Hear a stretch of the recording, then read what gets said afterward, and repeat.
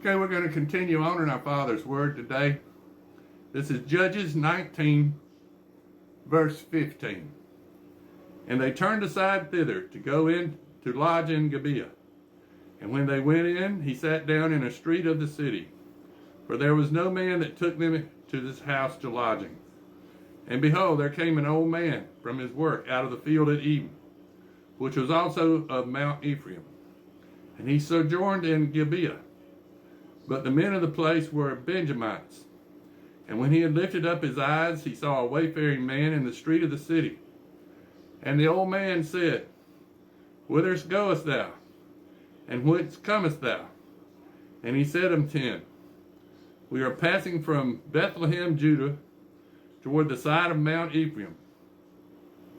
From thence am I, and I went to Bethlehem, Judah, but I am now going to the house of the Lord, and there is no man that receiveth me to house. Yet there is both straw and provider for our asses, and there is bread and wine also for me, and for thy handmaid, and for the young man which is with thy servants. There is no want of anything. And the old man said, Peace be with thee. However, let all thy wants lie upon me, only lodge not in the street. So he brought him into his house, and gave providing unto the asses. And they washed their feet, and did eat and drink. Now as they were making their hearts merry, behold, the men of the city, certain sons of Belial, beset the house around about, and beat at the door, and spake to the master of the house and the old man, saying, Bring forth the man that came into thine house, that we may know him.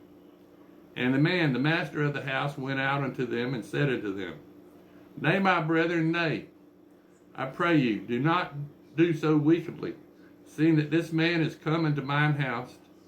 Do not this folly. Behold, here is my daughter a maiden, and his concubine. Them I will bring out now, and humble ye them, and do with them what seemeth good unto you. But unto this man do not do such a vile thing. But the men would not hearken to him, so the man took his concubine, and brought her forth unto them, and they knew her, and abused her all night until the morning. And when the day began to spring, they let her go. Then came the woman in the dawning of the day, and fell down at the door of the man's house, where her Lord was, till it was light. And her Lord rose up in the morning, and opened the doors of the house, and went out to go his way. And behold, the woman his concubine had fallen down at the door of the house, and her hands were upon the threshold. And he said unto her, Up, and let us be going. But none answered. Then the man took her up upon an ass, and the man rose up, and gat him into his place. And when he was come into his house, he took a knife, and laid hold of his concubine, and divided her, together with her bones, unto 12 pieces, and sent her into all the coast of Israel. And it was so, that all that saw it said, There is no such deed done, nor seen from the day that the children of Israel came up out of the land of Egypt, unto this day. Consider of it, take advice, and speak your minds.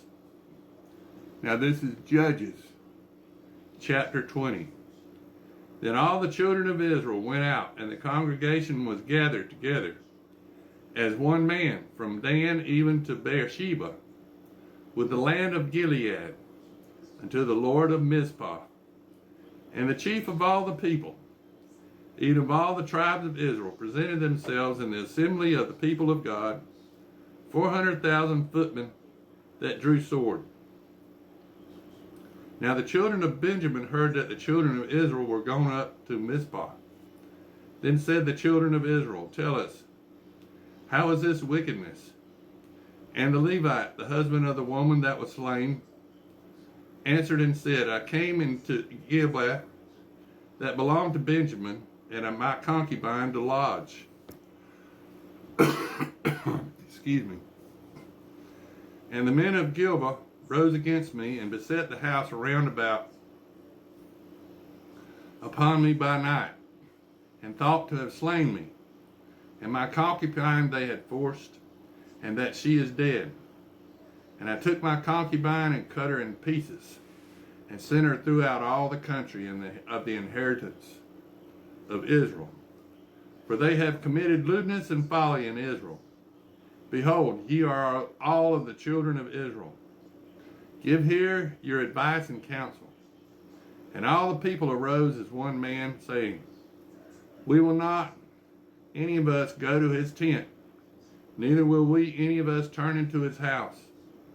But now this shall be the thing which we will do to Gilgal.